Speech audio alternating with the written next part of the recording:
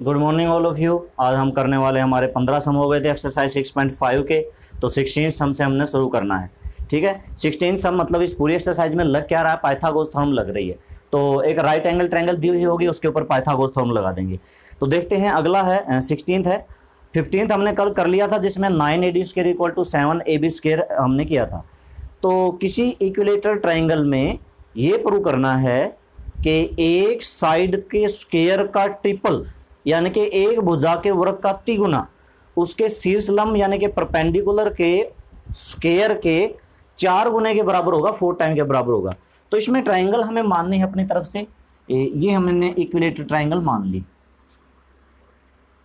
ABC,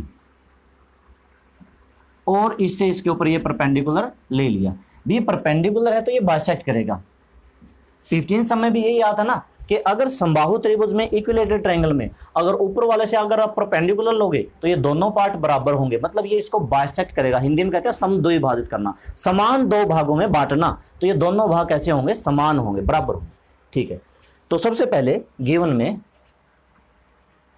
अब given में क्या दे रखा है, ABC is equilateral triangle, equilateral triangle and, और साथ ही साथ ये परपेंडिकुलर भी दे रखा है। तो मैं कह सकता हूं AP परपेंडिकुलर BC, क्योंकि ये दे रखा है परपेंडिकुलर तो है। प्रूव कर क्या करना है, हाँ ये बात समझो, प्रूव क्या करना है, एक किसी साइड के स्क्वायर का तिगुना यानी कि 3AB², साइड AB क्या है, साइड के स्क्वायर का 3 गुना इक्वल टू में परपेंडिकुलर यानी कि AP उसका स्क्वायर के 4 गुने के बराबर है। ये चीज हमें प्रूव करनी है। अच्छा, प्रूफ,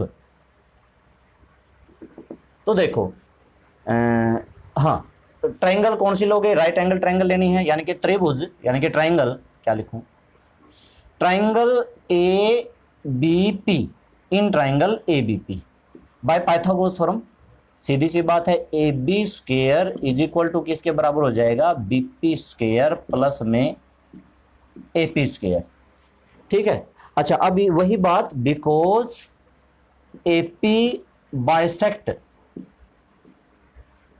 BC, मतलब ये इसको क्या करता है, बाइसेक्ट करता है।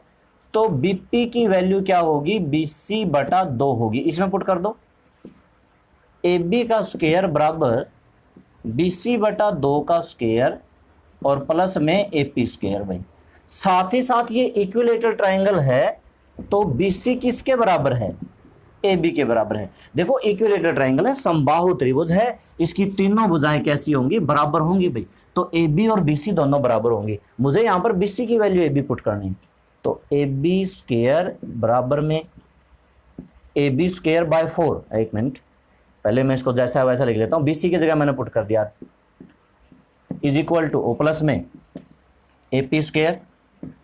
आप इसको इधर ले आओ, AB² माइनस में AB² बाय में 4 और इज इक्वल टू क्या बचेगा, AB²। इनका एलसीएम लो, एलसीएम आया 4, 4 की मल्टीप्लाई AB से 4AB² माइनस में AB² और इज इक्वल टू में AP²। 4AB में से AB गया, 3AB² बाय में 4 इज इक्वल टू AP²। 4 की उधर मल्टीप्लाई कर दी तो 3AB² is equal to 4AP²। ये देखो बस इतना ही था बस, यानी कि सिर्फ आपको एक बार ही एक ही ट्रायंगल में लगा दो, वहीं पर ये लगा दिया, BP की वैल्यू रख दी और फिर BC की वैल्यू रख दी, AB एलसीएम लिया और क्वेश्चन हो गया। ये हमारा 16 सम था। ठीक है, इतना ही था, ज्यादा कुछ नहीं था इसमें भी। आगे देखते हैं,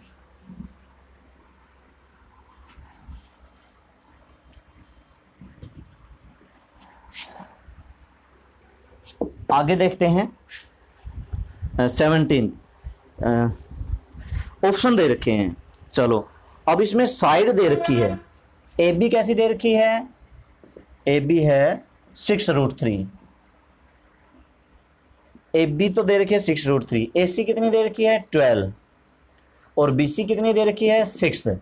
तो हम तीनों का स्क्वायर करते हैं। हम पहले करते हैं AB का स्क्वायर, AB का स्क्वायर मतलब 6√3 का स्क्वायर। तो कितना होगा 6√3, 3 का स्क्वायर तो 3, 6 का 36, 36 3 जा शायद 108 होता है। उसके बाद करेंगे हम AC का स्क्वायर, 12 का स्क्वायर, 12 का स्क्वायर कितना होता है 144। फिर हम करेंगे BC, 6 का स्क्वायर कितना होगा 36। तो यहाँ पे एक चीज देखो, इसका और इसका जोड़ मतलब AB square plus BC square is equal to AC square आता है ना। इसका और इसका जोड़ 108 में 36 जोड़ोगे तो कितना हो गया। तो मतलब पाइथागोरस प्रमेय के विलोम से, by the converse of Pythagoras theorem, कि अगर किसी ट्रायंगल में दो साइड का स्क्वायर तीसरी साइड के स्क्वायर के बराबर होता है तो वो कैसी होती है कि राइट एंगल ट्रायंगल होती है। अब ये राइट एंगल ट्रायंगल तो होगी, एक कोण इसमें 90 डिग्री का होगा, वो 90 डिग्री का A होगा, B होगा या C होगा। कैसे पता चलता है A होगा, B होगा या C होगा? वो यहां से पता चलता है भाई, जो बेस में और परपेंडिकुलर में दोनों में B आया हुआ है ना, तो B 90 डिग्री का होता है। क्योंकि देखो ट्रायंगल इस तरह की बनती है,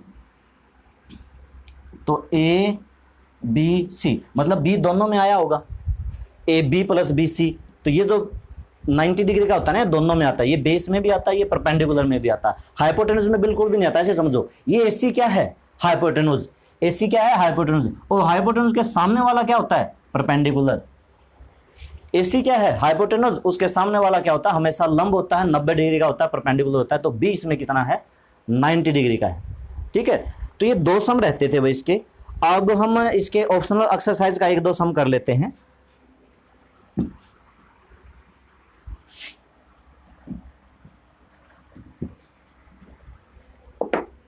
ऑप्शनल एक्सरसाइज हमारे पास क्या है, फर्स्ट सम है,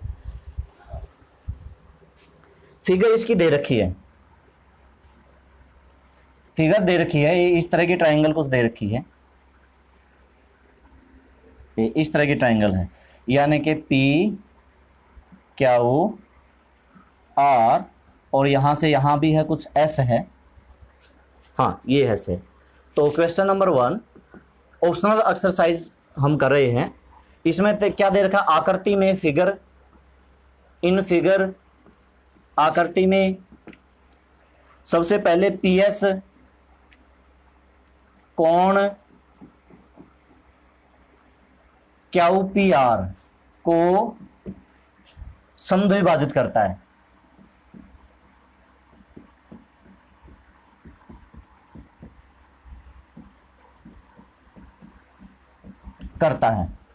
ठीक है, और प्रूव क्या करना है, अरे मैंने गिवन नहीं लिखा है, यहां पर लिख लेना आप, टू प्रूव। ठीक है भाई, यहां पर गिवन आएगा to prove QS by SR PQ by PR। ठीक है, ये प्रूव करना है। अच्छा, इसमें कंस्ट्रक्शन भी करनी पड़ेगी। कंस्ट्रक्शन क्या करनी है, PS के पैरेलल एक PQRST, T ले लेते हैं, ST एक पैरेलल लो। ये लाइन जो मैंने ड्रा की है ST, ये इसके पैरेलल है, PS के पैरेलल, यानी कि SP के पैरेलल एक लाइन ड्रा करो A, जो इसको सीधा आगे बढ़ाएंगे ना, जब इसको आगे बढ़ाएंगे, इस तरह से आगे बढ़ाएंगे, तो ये यहां पर कहां पर मिलती है, T पर मिलती है। मेरी बात को समझ रहे हो, ये सीधी लाइन है, ये टेढ़ी मेढ़ी नहीं है, ये पूरी सीधी है, पूरी एक लाइन है। तो जब PQ को हमने आगे बढ़ाया और इससे पैरेलल ये इस तरह से खींची, तो दोनों की दोनों कहां पर मिली, T पर मिलती है। तो लिख दो SP समांतर RT खींची या खींचिए, जो QP को आगे बढ़ाने पर, अब इसको इंग्लिश में मैं बताऊंगा, आगे बढ़ाना मतलब एक्सटेंड करना, आगे बढ़ाने पर T पर मिलती है, T पर मिलती है। ठीक है, तो सबसे पहले यहां पर क्या लिखेंगे, in figure PS bisect angle QPR, angle QPR को बाइसेक्ट करती है। और ये हमने क्या किया है, draw SP perpendicular RT such that when QP extend further, आगे इसको एक्सटेंड कर दिया, इट मीट एट T, इस RT को कहां पर मिलती है, T पर मिलती है। ठीक है, ये हो गया। अच्छा ठीक है, अब इसमें करना क्या था, ये प्रूव करना है। अब इसमें सिमिलर ट्राइंगल का लगेगा, तो देखते हैं कौन सा वो होगा। इसमें खैर परपेंडिकुलर तो नहीं है, हाँ, लेकिन एक बात दे रखी है, जो पी एस है ये इस एंगल को बाइसेक्ट करता है भाई, ये वाला एंगल और ये वाला एंगल बराबर है। मेरी बात को समझना, जैसे मैंने इसको एंगल को नाम दे दिया 1, इसको नाम दे दिया 2, तो ये 1 और 2 क्या होंगे, बराबर होंगे। दूसरी बात, ये 1 इसके बराबर भी होगा, क्यों, क्योंकि ये लाइन और ये लाइन पैरेलल है, ये लाइन और ये लाइन पैरेलल है, तो ये कौन से कोण बनते हैं, कोरस्पॉन्डिंग एंगल, संगत कोण बनते हैं।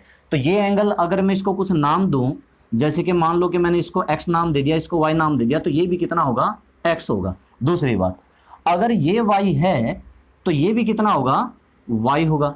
अच्छा एक बात और सोचो, x और y भी आपस में बराबर हैं, तो मेरी बात समझना, अभी मैं ना इसको, ये सारे एंगल बराबर होंगे, मैंने ये एंगल x मान लिया, तो ये भी x है, क्यों, क्योंकि ये दोनों बराबर। ये देखो ये लिख रखा पी एस कोण को समद्विभाजित करता है, ये x है तो ये भी x है, क्यों, ये इसका संगत कोण है, और ये x है तो ये भी x है, क्यों, ये इसका वो अल्टरनेट इंटीरियर एकांतर कोण है, क्योंकि ये दोनों रेखाएं समांतर होगी ना, ये दोनों रेखाएं समांतर होगी, ये बीच में त्रिएक रेखा ट्रांसवर्सल लाइन का काम करती है। तो ये एंगल और ये एंगल कैसे बनते हैं, अल्टरनेट इंटीरियर एंगल। सारे एंगल बराबर हो गए। अब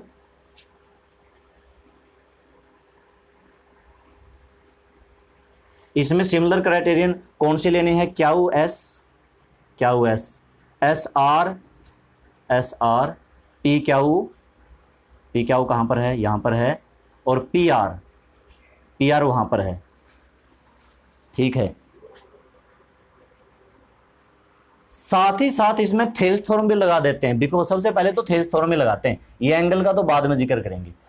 बिकॉज ये जो है ना S P parallel R T, तो by Thales theorem, basic probability theorem, आधारभूत समानुपातिकता प्रमेय से, या कह दो थेल्स थ्योरम से, थेल्स प्रमेय से,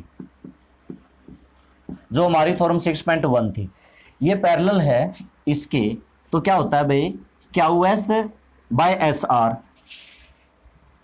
Q S by S R. आपको 6.1 याद आनी चाहिए, जो हमने एक्सरसाइज 6.2 में लगाई थी, थ्योरम 6.1 एक्सरसाइज 6.2 में लगाई थी। और Q P equal to P T, यानी कि P Q equal to P T. ऐसे ही होता है जब किसी ट्राइंगल में, अभी मैं दूसरा बना के दिखाता हूं, इस तरह से कोई पैरेलल होती है, तो इसके बटा में ये बराबर होता है, इसके बटा में ये, और बराबर हालांकि ये भी होता है, हालांकि वो आया नहीं था, ये हमने थ्योरम 6.3 और 6.4 में किया है। तीनों का रेशो बराबर होता है, क्योंकि ये ट्राइंगल कैसी हो जाती हैं, सिमिलर हो जाती हैं। ऐसे आप समझ सकते हो, ऐसे समझ सकते हो, ये पैरेलल है तो ये इसका वो क्या हो गया, संगत कोण, और ये एंगल क्या हो गया, कॉमन हो गया, तो छोटी ट्राइंगल पूरी ट्राइंगल के क्या हो गई, कॉन्ग्रुएंट हो गई। लेकिन फिर भी सिमिलर की जगह ये लिखना जरूरी है। अब इस क्वेश्चन में सिर्फ एक पीटी का फर्क आया है। अगर आप पीटी की वैल्यू पीआर प्रूव कर दो तो क्वेश्चन हो गया। इसको क्वेश्चन नंबर मैंने 1 नाम दे दिया।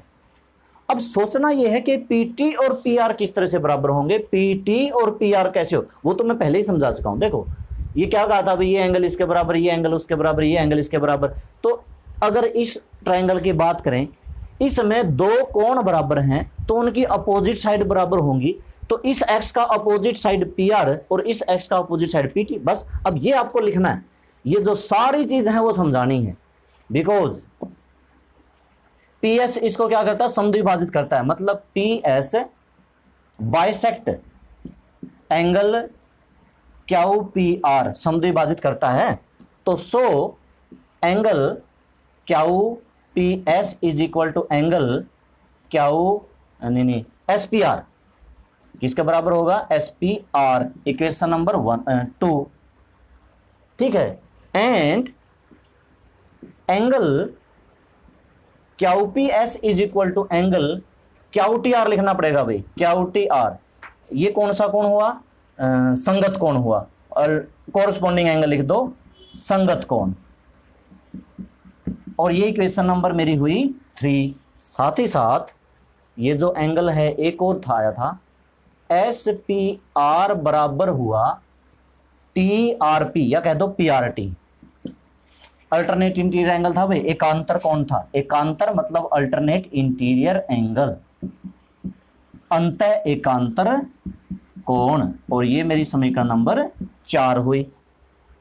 अब क्यू पी एस बराबर एस पी आर के, एस पी आर बराबर पी आर टी के, और कहां से चले थे, कौन सा? इन तीनों से, फ्रॉम 2, 3 एंड 4, इन्हीं से रिजल्ट निकालना है हमें। क्या निकालना है देखना है, फ्रॉम 2, 3 एंड 4, इन्हीं से रिजल्ट निकालना है। दरअसल ये जो क्यूटी आर था, क्यूटी आर बराबर है क्यूपीएस बराबर है एसपीआर बराबर है पीआरटी, तो ये दोनों आपस में बराबर हो गए। समझ के देखो, क्यूटी आर बराबर है पीआरटी, समझ के देखो, क्यूटी आर बराबर है क्यूपीएस बराबर है एसपीआर बराबर है पीआरटी, तो मतलब ये दोनों आपस में बराबर तो हो गई। इसकी वैल्यू ये रख दी, इसकी वैल्यू वो रख दी, उसकी वैल्यू वो रख दी, तो आपस में बराबर हो गई। और ये दोनों बराबर हैं, तो इसका मतलब पीटी किसके बराबर है? पीटी बराबर है पीआर की। इसका रीजन ब्रैकेट में क्या लिखोगे? समान कोणों की समूह भुजाएं समान होती हैं, और opposite side of equal angle are equal, ये था ना, opposite side of equal angle are equal. तो ये वैल्यू पुट इन वन में रखी, क्यू एस बाय में S R is equal to P Q, और ये पी टी की जगह क्या रख दिया मैंने? पी आर रख दिया। यही हमें प्रूव करना था, ये हमारा क्वेश्चन नंबर 1 में जो प्रूव करना था। ये लगभग हो चुका था, Q S Q R P Q S S R P Q, बस ये पी टी आया था, आना चाहिए था पी आर। तो इसको दिखाने के लिए हमने एंगल से इस तरह से बराबर किया, ठीक है। तो चलो ये, इसके बाद हम करते हैं अब सेकंड सम।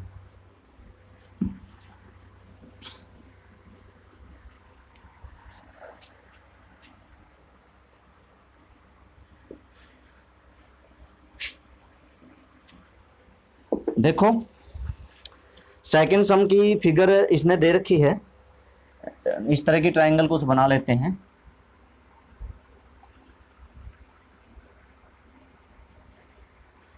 इस तरह की ट्रायंगल बनाते हैं। गिवन इन फिगर, इस फिगर में डी एक सिंपल पॉइंट है, ए बी सी, ये ट्रायंगल है ए बी सी, और यहां पर कोई पॉइंट है डी एक सिंपल पॉइंट है। अच्छा, डी एम परपेंडिकुलर है। In figure, in triangle A B C, D M perpendicular B C, D N perpendicular A B, इससे इसके ऊपर यहां परपेंडिकुलर लिया डी एम, इससे इसके ऊपर यहां परपेंडिकुलर लिया डी एन, टू प्रूव, दो पार्ट हैं। एक पार्ट में तो प्रूव करना है D M square is equal to D N cross में एम सी, और दूसरे पार्ट में प्रूव करना है D N square is equal to D M cross में ए एन, ये प्रूव करना है। प्रूफ इसमें आप एक और कर दो, ज्वाइन कर दो, ज्वाइन डी टू बी।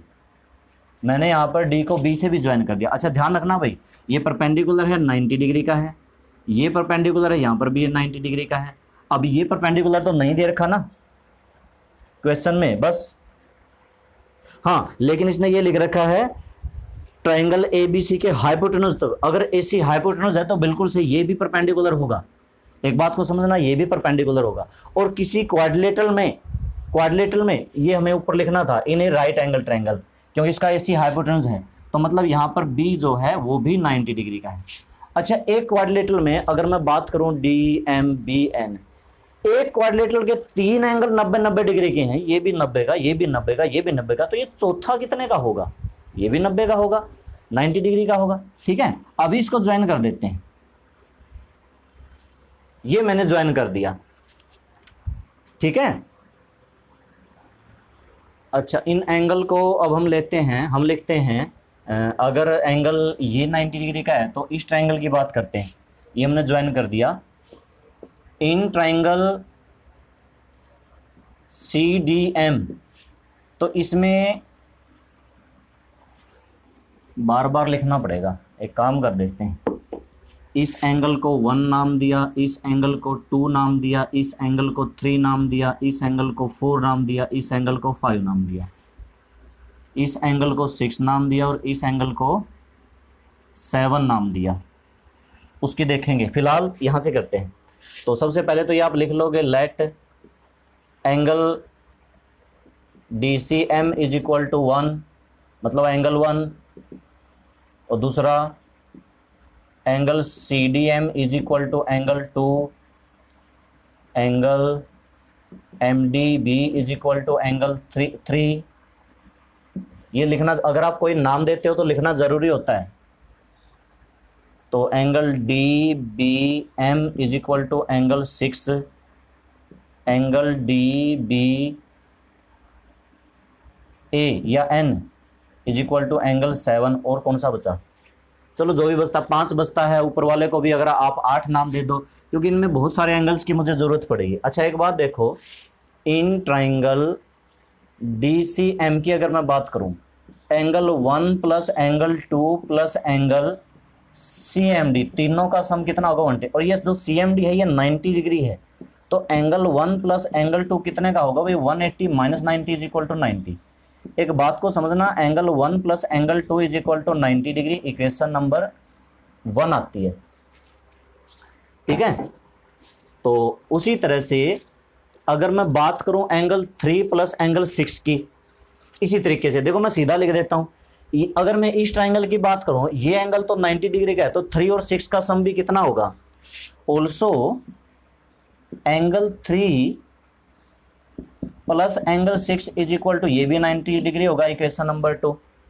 ठीक है, अब एक बात और देखते हैं, एंगल 1 प्लस 2, इस ट्रायंगल की बात करें तो 1 प्लस 2 90 का, इस एंगल की बात करें तो 2 प्लस 3 90 का, 3 प्लस 6 90 डिग्री का, और 2 प्लस 3 कितने का है? And angle 2 plus angle 3, angle 2 plus angle 3 is equal to 90 degree, equation number 3। ये इक्वेशन में दे नहीं रखा ना, ये शायद इसकी क्वेश्चन में मिसप्रिंट, ये वही वाला सम है, मुझे याद नहीं है, एक मिनट। हाँ, ये परपेंडिकुलर, यानी कि BD इसके ऊपर परपेंडिकुलर भी नहीं है और फिगर से भी परपेंडिकुलर नहीं लगता। अगर हम B को D से ज्वाइन करें, शायद यही सम है। अभी क्या है ना, आपको इसी तरीके से करना पड़ेगा जैसे मैं बता रहा हूँ। बाकी क्योंकि इसकी स्टेटमेंट में मुझे पहले भी डाउट था, अब भी डाउट है। दरअसल ये BD परपेंडिकुलर होना चाहिए, पहले ये निकलता नहीं था, फिर सर्च किया तो इसमें BD परपेंडिकुलर हुआ मिला था। ठीक है, तो स्टेटमेंट में शायद मिसप्रिंट है, बाकी दोबारा कंफर्म करेंगे। अभी आप परपेंडिकुलर, इसको परपेंडिकुलर मान के चलो कि BD भी इसके अंदर परपेंडिकुलर है। अगर BD परपेंडिकुलर 2 प्लस 3 भी 90 डिग्री का परपेंडिकुलर है, तो ये पूरा एंगल 90 डिग्री का, और ये इधर वाला भी 90 डिग्री का, 4 प्लस 5 भी 90 डिग्री का। ठीक है, अब यहां से काम करते हैं, किसी तरीके से वैल्यू निकालते हैं। कैसे निकालते हैं? 1 2 3, 1 में से 3 सब्ट्रैक्ट कर देते हैं। हाँ, सब्ट्रैक्ट 3 फ्रॉम 1, एक में से 3 घटाओ भाई, तो देखो एंगल 2 में से एंगल 2 हो जाएगा, एंगल 1 माइनस एंगल 3 क्या बचेगा? एंगल 1 माइनस एंगल 3, और इज इक्वल टू 0, मतलब कह सकता हूं angle 1 is equal to angle 3। समझ में आ गया ना? अच्छा, नीचे दिखाई नहीं दे रहा, चलो यहां से लिख देते हैं। यहां पर आया है हमारा angle 1 is equal to angle 3, ये हमारा इक्वेशन नंबर, क्या नाम दे इसको? इक्वेशन नंबर 4 नाम दे देते हैं। 3 तक तो आई हुई है। और दूसरी बात, 2 में से भी 3 घटा दो। अब घटा लोगे, सब्ट्रैक्ट लिख लोगे,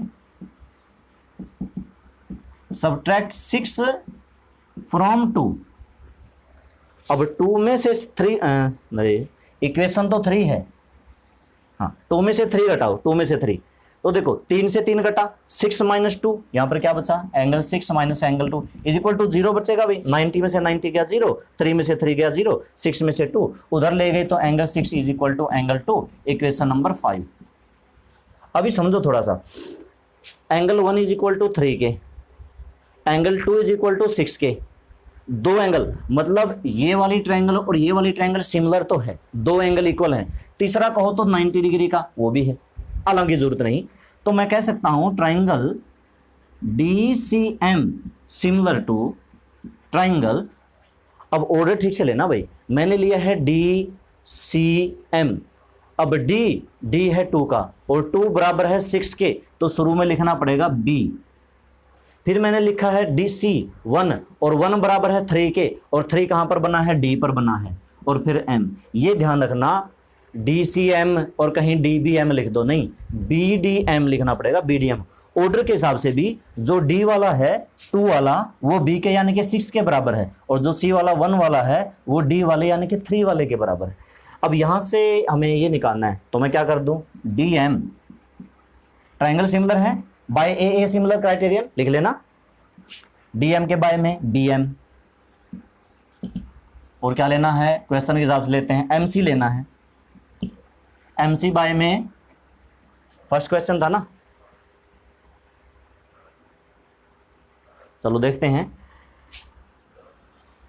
DM बाय में BM, MC बाय में DM, क्रॉस मल्टीप्लाई की तो DM का square is equal to BM cross MC।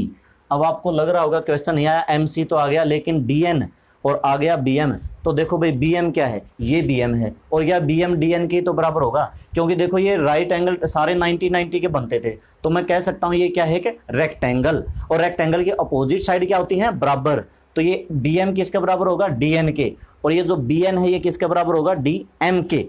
तो मुझे यहां पर वैल्यू किसकी रखनी है, DM की, और DM की वैल्यू क्या है, DN, BM की वैल्यू क्या है, DN। तो हमारा क्वेश्चन हो जाएगा, तो DM square is equal to BM की जगह मैंने रख दिया DN और क्रॉस में MC। ठीक है, देखो ध्यान से करो, जैसे फर्स्ट पार्ट किया है वैसे ही सेकंड पार्ट होगा। सेकंड पार्ट में आपको इन ट्रायंगल को नहीं लेना, अभी तो देखो मैं इसके आसपास घूम रहा था, आपको उनको लेना है, इसको आप 8 मान लेना। ठीक है, आप ऐसे ही लिखोगे 5 + 8 90 डिग्री का, 4 + 7 90 डिग्री का, और 4 + 5 90 डिग्री का। थोड़ा सा बता देता हूं, एक बार आप इसको समझ लो। ठीक है, अब सेकंड पार्ट भी बिल्कुल इसी तरीके का है, मैं आपको बताता हूं कैसे करना है, मैं बस आपको सोल्व करके बताता हूं, बस सारा डिटेल में नहीं लिखूंगा। देखो 5 + 8 90 डिग्री का है, अगर इस ट्रायंगल की बात करें ये 90 का है, तो angle 5 + angle 8 is equal to 90 degree. अब इक्वेशन हमारी 1 2 3 4 5, तो ये 6 आएगी। फिर एंगल 4 + 7 भी 90 डिग्री का है, इक्वेशन नंबर 7, और एंगल 4 + 5 भी 90 डिग्री का है, इक्वेशन 8। ठीक है, अब क्या करते हैं, 6 में से 7 घटाने का कोई फायदा, 6 में से 8 घटाओ, 5 से 5 कटा, तो एंगल 8 बराबर आ जाएगा एंगल 4 के। एक तो ये आएगा जी, आप 6 में से 8 माइनस करोगे, और 7 में से 8 माइनस करोगे, 4 से 4 कटा, 90 से 90 कटा, ये माइनस का ये, मतलब एंगल 7 इज इक्वल टू हो जाएगा एंगल 5 के। ठीक है, तो एंगल 8 इक्वल हुआ एंगल 4 के, इसके एंगल 5 इक्वल हुआ एंगल 7 के। तो मैं कह सकता हूं ट्राइंगल, ऊपर वाली ट्राइंगल, मतलब ADN सिमिलर टू ट्राइंगल। अब ADN किसके, अब A पे लिखा हुआ 8 बराबर 4 के, मतलब D पे, D ऊपर वाले में D 5, और 5 बराबर 7 के, मतलब B, और N बराबर N। ठीक है, अब इसका क्वेश्चन के हिसाब से DN के बाय में BN, और क्या लेना, AD नहीं, AD DN, AD नहीं लेना, AN, हाँ AN लेना है, AN, और AN लेंगे तो इधर से क्या हो जाएगा, DN स्क्वायर, और इज इक्वल टू क्या आ जाएगा, AN क्रॉस में BN। अब AN क्रॉस BN, अब समझ रहे होगे कि BN आना चाहिए था, DM आ गया BN, तो भाई BN कहां पर है, BN ये रहा BN, और BN किसके बराबर है, DM के। लिख दो, because MBND is a rectangle, MBND एक आयत है, इसलिए ये जो BN है किसके बराबर है, DM के बराबर है। तो यहां पर BN किसके बराबर है, DM के बराबर है। तो बिल्कुल सेकंड पार्ट भी फर्स्ट पार्ट की तरह है, यानी कि दोनों को प्रूव करने के लिए आपको ट्रायंगल सिमिलर कौन सी दिखानी है, ये ध्यान में रखनी है। फर्स्ट पार्ट को करने के लिए ये दोनों ट्रायंगल सिमिलर दिखानी है, सेकंड को करने के लिए ये दोनों ट्रायंगल सिमिलर दिखानी है। ठीक है, हाँ यहाँ पर एक चीज है, ये मैं पूरा 90 डिग्री का मान के चल रहा हूँ, यहां से यहां तक का और यहां से यहां तक का। अभी इस पे देखते हैं, सर्च करते हैं, फिलहाल आप इस तरीके से कर लो। ठीक है, तो आज हम बस ये 4 ही करेंगे, 2 उसके 2 उसके। अब हमारे 8 सम बचते हैं, 4 सम करके हम इसको कंप्लीट कर लेंगे। तो ठीक है स्टूडेंट्स, ये 4 सम कर लेना, ऑप्शनल के बाकी 8 समझते हैं, वो हम 2 वीडियो में और कवर कर लेंगे, फिर हमारा 7 चैप्टर शुरू हो जाएगा। तो ओके, थैंक यू।